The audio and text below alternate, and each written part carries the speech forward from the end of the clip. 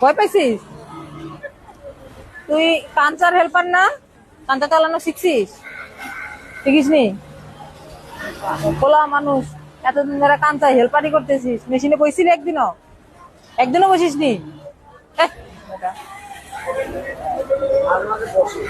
মাঝে মাঝে বসে।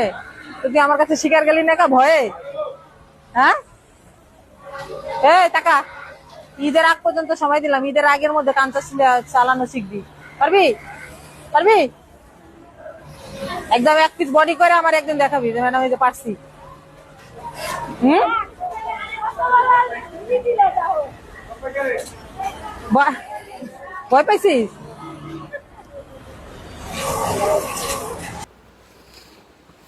গার্মেন্টসের মালিক এমন হওয়া দরকার যে শ্রমিকদের সাথে ভালোভাবে ব্যবহার করবে, ভালোভাবে কথা বলবে সবার সাথে।